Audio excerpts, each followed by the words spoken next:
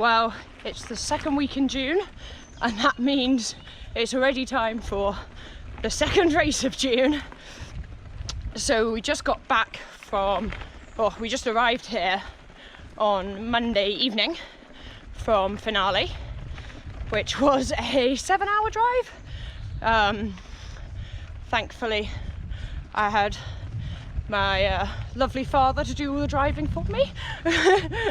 Although he did try to make me drive, but it turns out my insurance doesn't cover that, so lucky me. Yeah, so we got back here, got to Laissac on Monday evening, had a chill day yesterday, did a bit of yoga, which the dog thought was brilliant because he thought that was just an excuse to have a cuddle. So yoga turned into doggy cuddle time. Funny boy.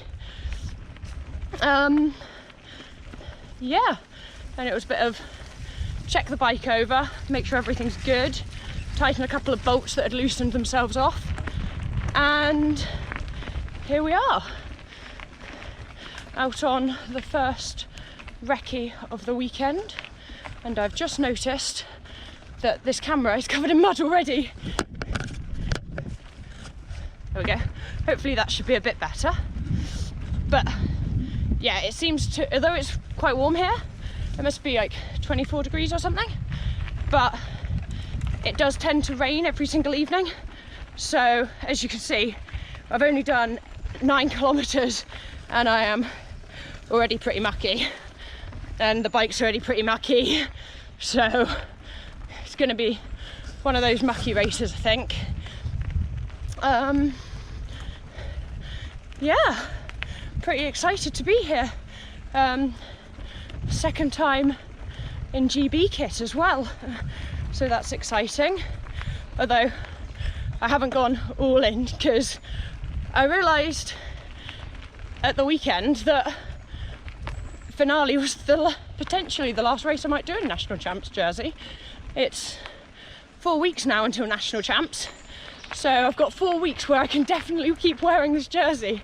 So I'm going to wear it until it's pretty much black with mud, and then I'm probably going to wear it some more. So we'll see how that race goes, but that's down in Pippingford, so it's going to be quite a different race from last time. But, ooh, bit of a dip there. But, yeah, let's go see what the rest of this course is like.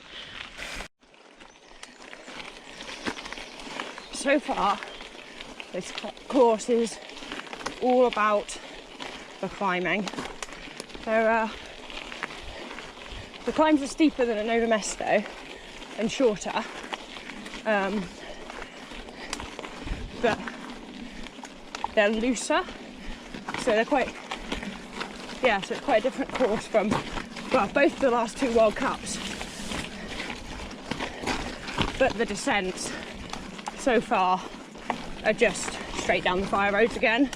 So we go up the fire road, down the fire road, and it's quite muddy and rutty in places. And there's a lot of puddles about from all the rain, so it gets a bit slippy. But yeah, it's just really fast down the fire roads. Not wildly interesting. Very different race from last weekend, at least. It's going to be interesting.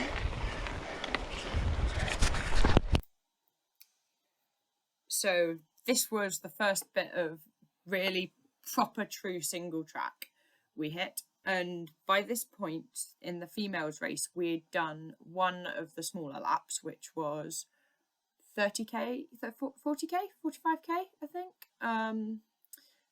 And then so we'd done that lap, gone through the start finish straight once, come back up to the feed zone and went through the feed zone, picked up water, gels, all of that. And then we turned right instead of going left like we did the first time. And you had a little climb where you needed to attack if there was anyone near you. that you didn't want to be stuck behind into this single track. And then you dropped into this, which, as you can see, it's really, really good fun. You have to be smooth and corner well. Don't pull the brakes too much. Don't lose that speed. And it's really good because they taped it out amazingly, because these were the trails the enduro race were using as well.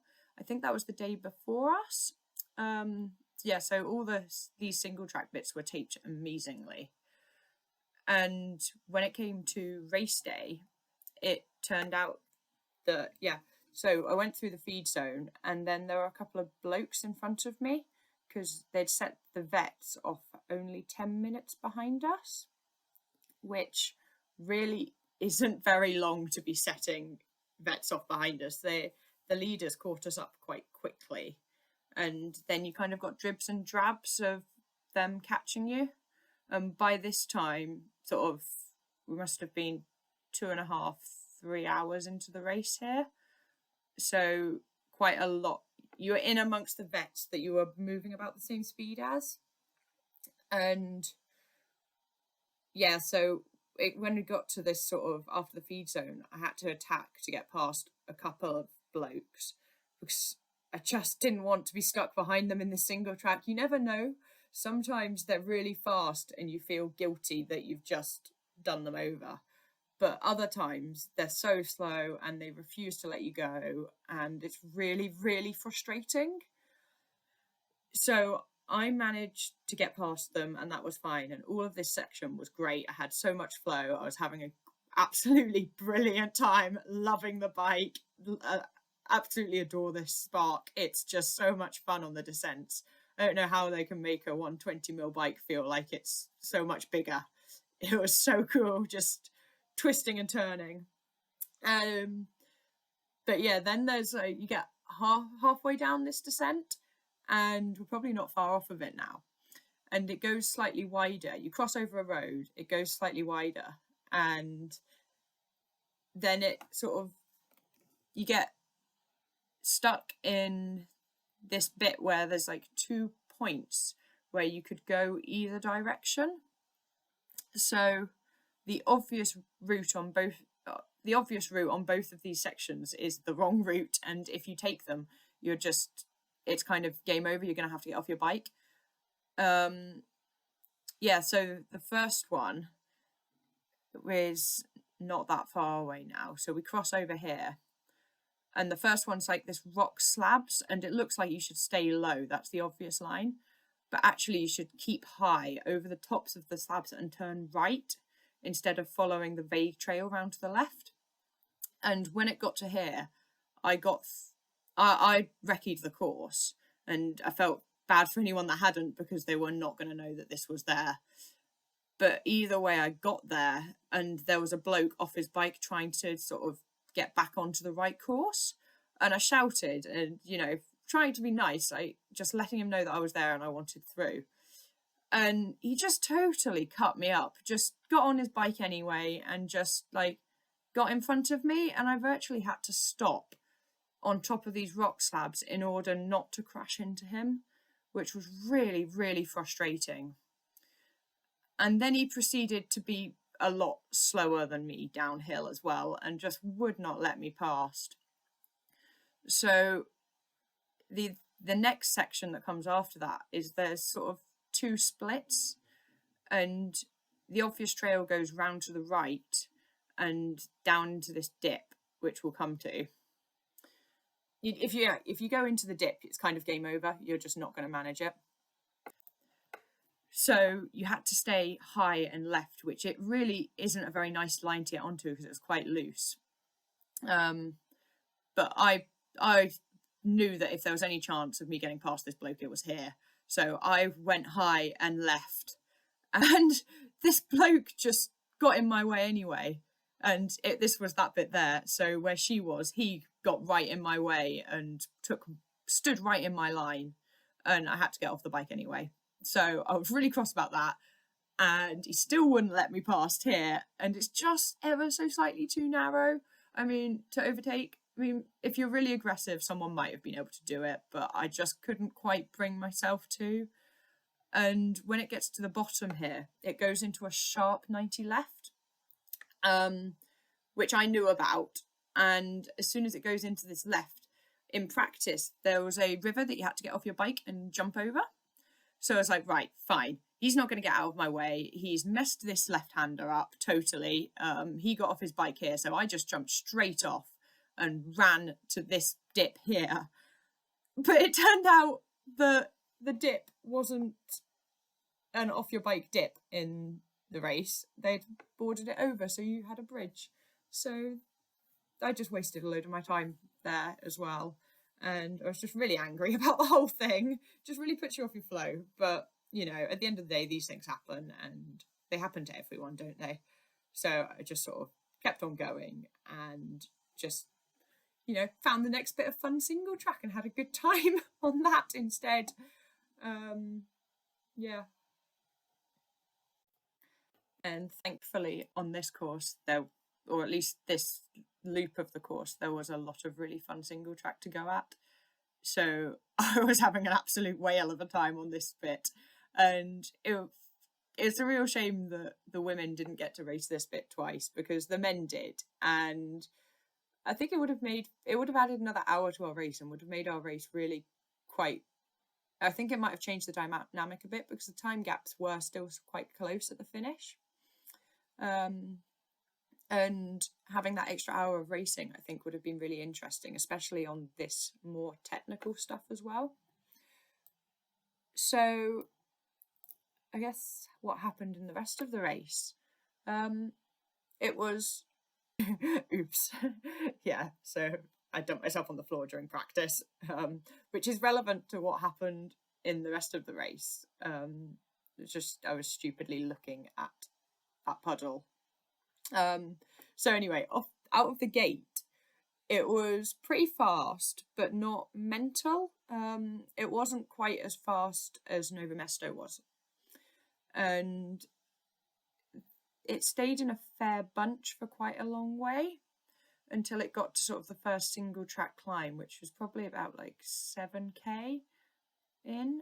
And yeah, so when it got there, it was quite a steep climb to start with, and quite loose as well. So people were sort of having a couple of wheel spins, and then you'd sort of get a dab and all of that, things like that. And I tried to stay in the front group for that, and near the top of the climb I did just drop off a little bit, and so I ended up in the second group. But I was really happy about that, because kind of my aim into this race, I was kind of thinking, this is very English style of riding. The climbs are short and punchy.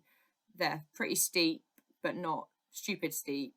And I thought that it was a course I could really attack, and I wanted to attack, because recently I've been, I guess the problem when the results mean quite a lot to you, you don't put yourself all out there for an all or nothing result. Like, I probably haven't been pacing these to get like have a risk of bonking and it all going horribly wrong. I've been sort of definitely trying harder on the latter half of all the races, and I really wanted to try hard on the first half of this race to see if that would help me stay with the bunch. And I think that's something I really achieved with this race. I really went for it in the first lap, and I tried to stay with as many people as I could. And after that initial climb where I dropped off into second place, I stayed with a few people for quite a long way there, and every time I saw people, I was sort of attacking to get past them, really like standing up, getting out the saddle to crest climbs, and then getting to be first wheel into descents. So I was really pleased about that, and I stayed a lot closer to the front than I have been in other races. Most races I've sort of first half I've been like 30th, and this race I think I stayed in the top 20 for the entire race. So I was super happy about that. And yeah, so on the second half of the race, I guess it was sort of the start of the second lap, that bit there where I just dumped myself on the floor stupidly.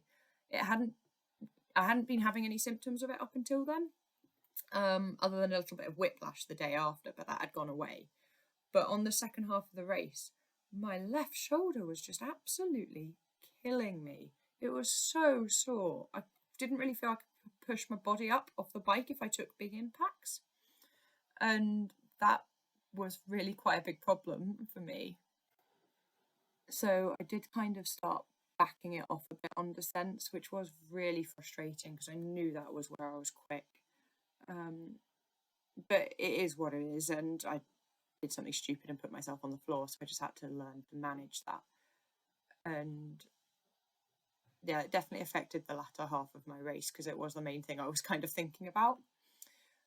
But there's a climb in a bit that's quite steep and loose, and just before it went into that climb, I managed to get in front of someone else, which I think that would have put me up into 14th position at that time. So I managed to get in front of her, and I did it without too much difficulty. So I was pretty happy about that. And then I attacked the descent as much as I could with my shoulder, but she seemed to be a pretty good descender as well, because she dropped into the descent not far behind me, and I didn't seem to be taking much time out of her.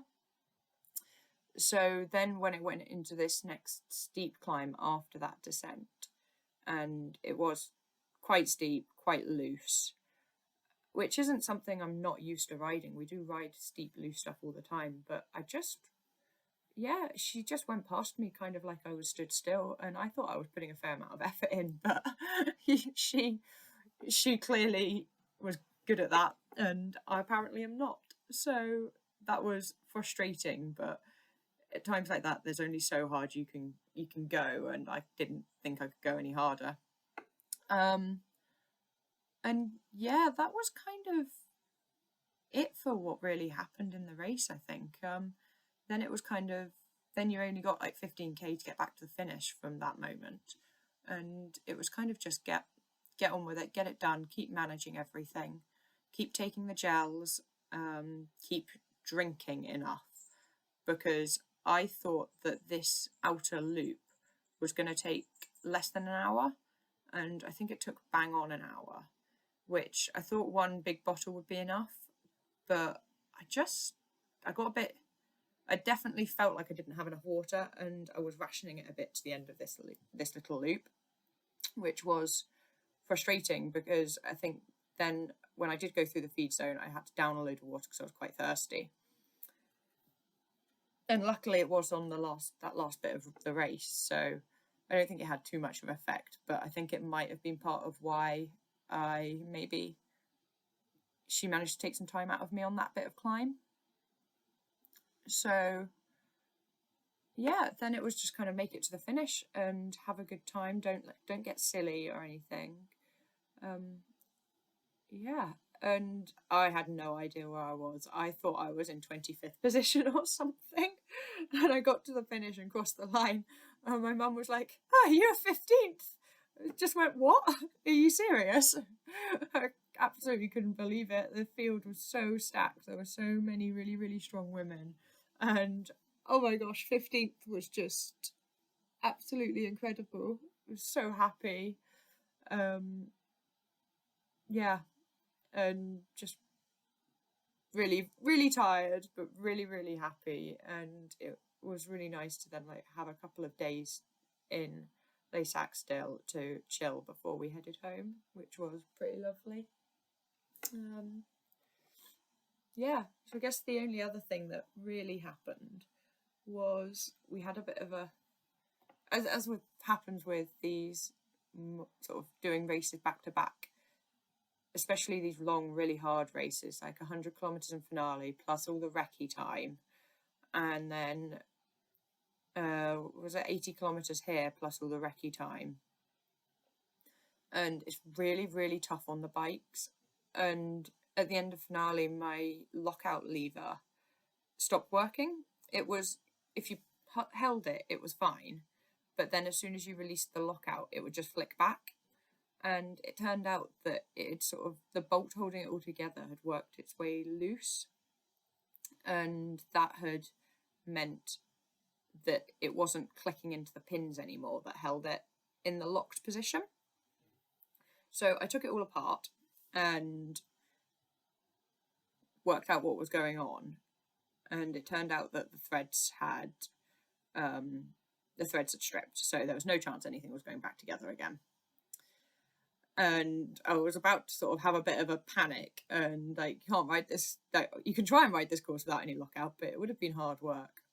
But instead I managed to chat to Jason, whose stuff we'd taken from Finale to Laissac in the car with us, and he said he had a spare one that he'd taken off his bike, so he very kindly gave that to me, and I managed to fit it, which was a bit of a faff, but we got it all working back together again, and everything was good, and it held for the race, so that's pretty amazing.